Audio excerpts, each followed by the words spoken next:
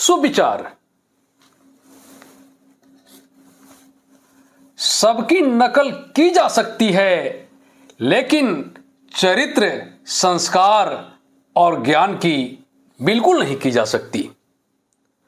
आज का यह विचार सभी विद्यार्थियों के लिए बहुत ही उपयोगी है, क्योंकि यह सत्य है कि कोई भी व्यक्ति किसी के चरित्र का और किसी के संस्कार का नकल नहीं कर सकता, और एक उत्तम चरित्र और एक उत्तम संस्कार ही व्यक्ति को ज्ञान अर्जित करने में एक अहम भूमिका निभाता है। मेरे प्यारे विद्यार्थियों, नमस्कार। मैं हूं doctor Chhotelal Gupta, assistant professor, Bhimrao Ambedkar Bihar विश्वविद्यालय, मुजफ्फरपुर। आज के क्लास में फर्स्ट सेमेस्टर के अंतर्गत एमजेसी 1 यानी ऑनर्स पेपर 1, जिस विद्यार्थी का ऑनर्स पेपर हिंदी है यानी एमजेसी हिंदी, उसके अंतर्गत आज मैं गीति काव्य पर चर्चा करूंगा। गीति काव्य साहित्य की अनेक विधाओं में एक सुंदर विधा है। यह कविता का एक खूबसूरत रूप है, जिसमें कवि अपने हृदय की खूबसूरती को गीति काव्य में उड़ेल देता है।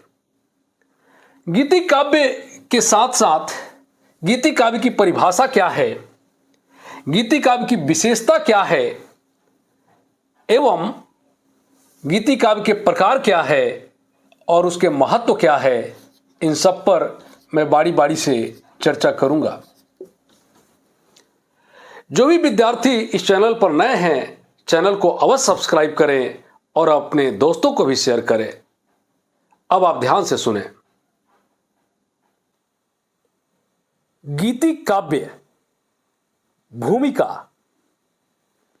साहित्य की विविध विधाओं में काव्य का स्थान सर्वोच्च माना गया है। काव्य मनुष्य के भाव जगत का सजीव चित्र है। इसमें कवि अपने हृदय की अनुभूतियों, संवेदनाओं, प्रेम, करुणा, सौंदर्य और अनुभूति को शब्दों के माध्यम से व्यक्त करता है। काव्य की कई उपविधाएं हैं, जैसे महाकाव्य, खंड काव्य, गीति काव्य, नाट्य काव्य आदि। इन सब में गीति काव्य सबसे अधिक भाव प्रधान, संगीतात्मक और संवेदनशील विधा है। गीति काव्य में कवि का हृदय गीत के रूप में झंकृत होता है। यह व्यक्ति के अंतर्मन की कोमल भावनाओं का कलात्मक प्रकटीकरण है। गीति काव्य की परिभाषा। गीत शब्द गय धातु से बना है, जिसका अर्थ है गाना।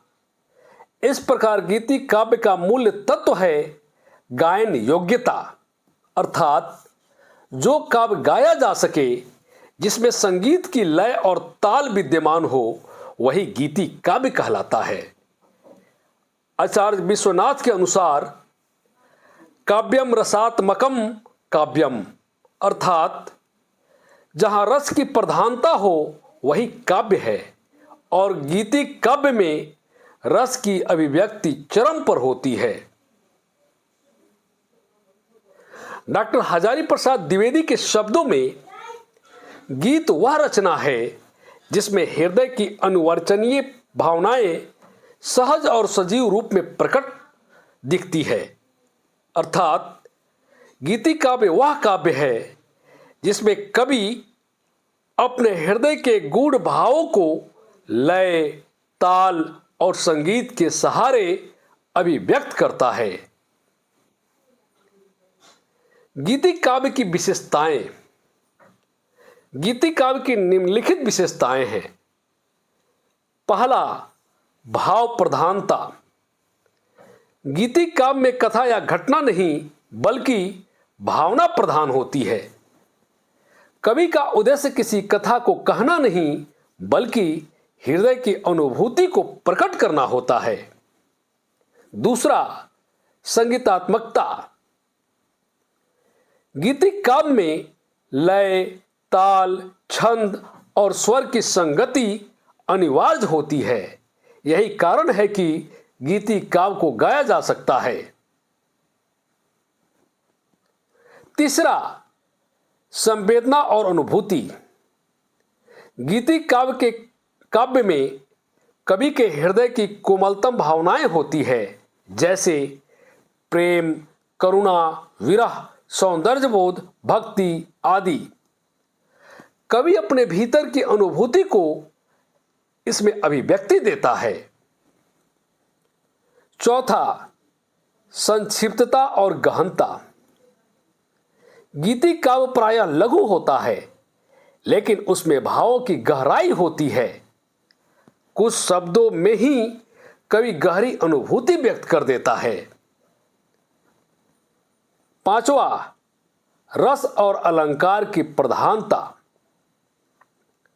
गीति काव्य में रस जैसे श्रृंगार रस, करुण और भक्ति रस तथा अलंकार जैसे उपमा, रूपक, अनुप्रास आदि का प्रयोग गीति काव्य में स्वाभाविक रूप से होता है।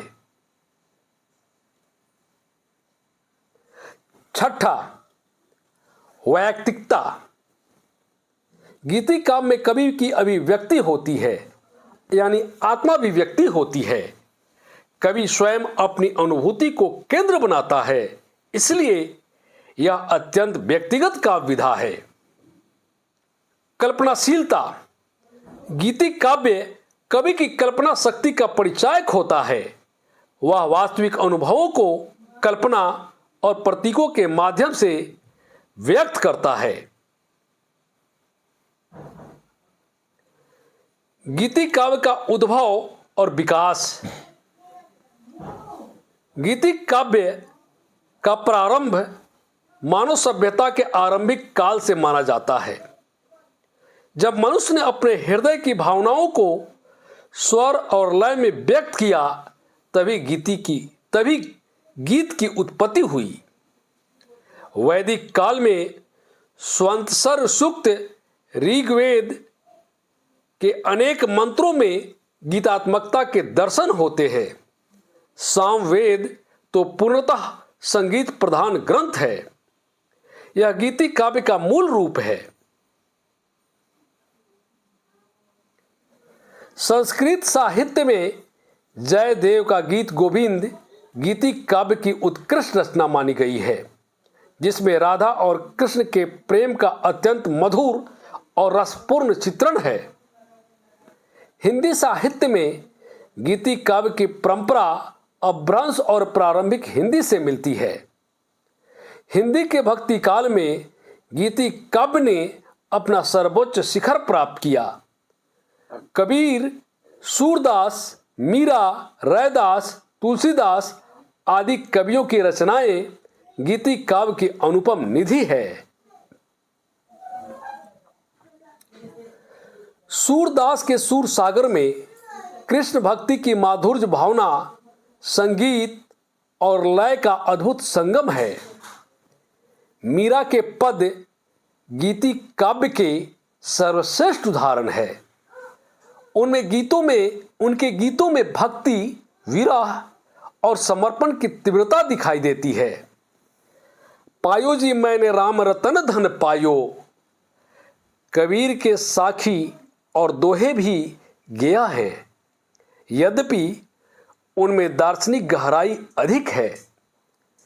रीतिक काल में गीति काव्य का रूप श्रृंगार प्रधान हो गया। बिहारी, केशव, पद्माकर आदि कवियों ने श्रृंगार रस के गीतों की रचना की। बिहारी के सतसई में लघु और संगीतात्मक गेयता अद्भुत है। आधुनिक काल में छायावादी कवियों ने गीति काव्य को नई ऊंचाई दी। जयशंकर प्रसाद, सुमित्रानंदन पंत, महादेवी वर्मा और निराला जैसे कवियों ने गीतों में आत्मानुभूति, प्रकृति प्रेम, रहस्य भावना का अद्भुत समन्वय प्रस्तुत किया है। महादेवी वर्मा के गीतों में दर्द, विरह और आत्मिक पीड़ा का सूक्ष्म संगीत झंकृत होता है। जैसे मैं नीर भरी दुख की बदली, छायावाद के बाद प्रगतिवादी और नई कविता आंदोलन के दौर में गीतों की परंपरा बनी रही। डॉक्टर रामधारी सिंह दिनकर, हरिवंश राय बच्चन, नरेश मेहता, शिवमंगल सिंह सुमन और गोपाल दास नीरज ने आधुनिक भाव भूमि के गीतों से गीति काव्य को नया आयाम दिया। नीरज के गीतों में आधुनिक समाज की पीड़ा और आशा दोनों का समावेश है। कारवां गुजर गया, गुबार देखते रहे। गीति काव्य के प्रकार। गीति काव्य के निम्नलिखित प्रकार है। जैसे भक्ति गीत, इसमें ईश्वर, गुरु या किसी आध्यात्मिक शक्ति की स्तुति में रचे गए गीत होते हैं। उदाहरण के लिए सूरदास, मीरा, तुलसी के पद आदि। श्रृंगारिक गीत, प्रेम, विरह और सौंदर्य की भावनाओं से ओतप्रोत गीत श्रृंगारिक गीत के अंतर्गत आते हैं। जैसे बिहारी, केशव और आधुनिक काल में नीरज के गीत। राष्ट्रवादी गीत, देशभक्ति से प्रेरित गीत राष्ट्रवादी गीत कहलाते हैं। उदाहरण के लिए मैथिली शरण गुप्त का जय भारती जननी जय या दिनकर के राष्ट्रगीत आदि। मानववादी गीत, इसमें मानवता, समानता और सामाजिक चेतना की अभिव्यक्ति होती है। उदाहरण के लिए गोपाल सिंह नेपाली, सुमन और बच्चन जी के गीत आदि। आध्यात्मिक गीत, आत्मा, परमात्मा, जीवन और मृत्यु जैसे रहस्यपूर्ण विषयों पर आधारित गीत आध्यात्मिक गीत कहलाते हैं। गीति काव्य का महत्व। गीति काव्य मानव जीवन की संवेदनशीलता का प्रतीक है। यह केवल मनोरंजन का साधन नहीं बल्कि आत्मा की भाषा है। इसकी कुछ प्रमुख विशेषता निम्नलिखित है। विशेष महत्व, इसकी कुछ प्रमुख विशेष महत्व इस प्रकार है। पहला, यह मनुष्य के अंतःकरण को शुद्ध और संवेदनशील बनाता है। दूसरा, समाज में भावनात्मक एकता, प्रेम, करुणा की भावना जगाता है। तीसरा, भक्ति, प्रेम, त्याग, करुणा और सौंदर्य के आदर्श प्रस्तुत करता है। चौथा, साहित्य में सौंदर्य बोध और संगीतात्मकता को विकसित करता है। पांचवा, यह राष्ट्र और समाज को प्रेरणा देता है। गीत मनुष्य की आत्मा की पुकार है। आधुनिक संदर्भ में गीति काव्य। आज के यांत्रिक और तनावपूर्ण जीवन में गीति काव्य फिर से अपनी प्रासंगिकता प्राप्त कर रहा है। समकालीन कवि समाज, राजनीति, पर्यावरण और मानवीय संवेदना के विषयों को गीतात्मक रूप में प्रस्तुत कर रहे हैं। गीत आज भी मानव के हृदय को छूता है। डिजिटल युग में भी गीत की आत्मा, लय, भाव और संवेदना अबाध रूप से प्रवाहित है। उपसंहार।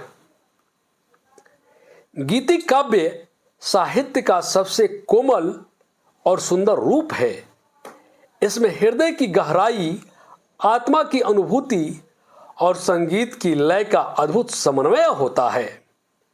यह मनुष्य के भावों को शब्दों की माला में पिरोकर अमर कर देता है।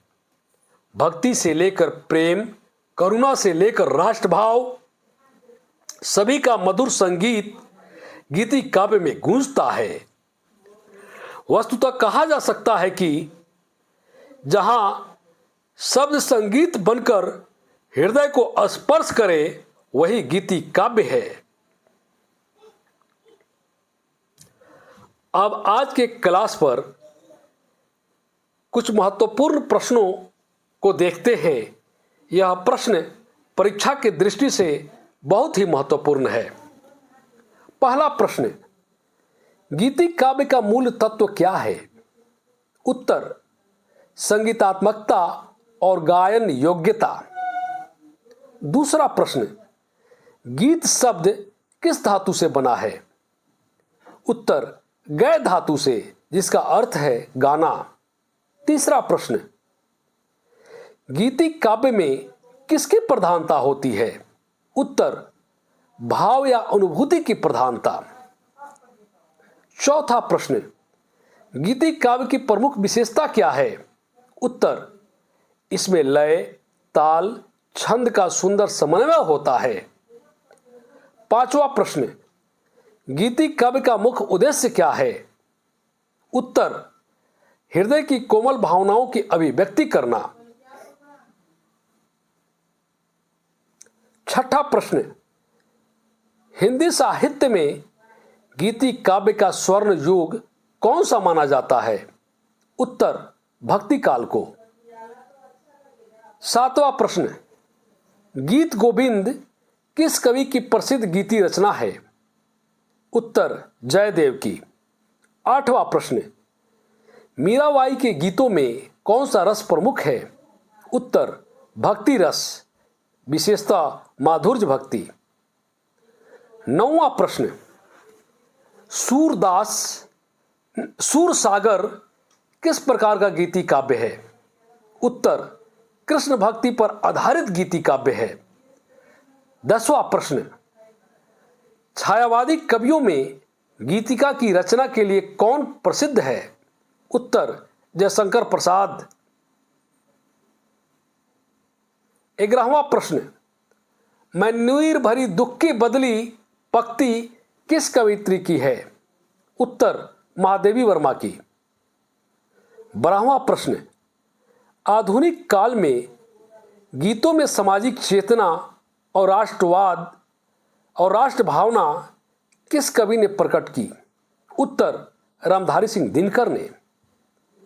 कारवां गुजर गया गुबार देखते रहे किस कवि का प्रसिद्ध गीत है? उत्तर, गोपाल दास नीरज की। 14वां प्रश्न, गीति काव्य की सर्वाधिक उपयुक्त रस कौन सा होता है? उत्तर, श्रृंगार रस, परंतु करुण और भक्ति रस भी प्रमुख है। 15वां प्रश्न, गीति काव्य का मूल उद्देश्य क्या है? भावों की मधुर, लयात्मक और आत्मिक अभिव्यक्ति। धन्यवाद।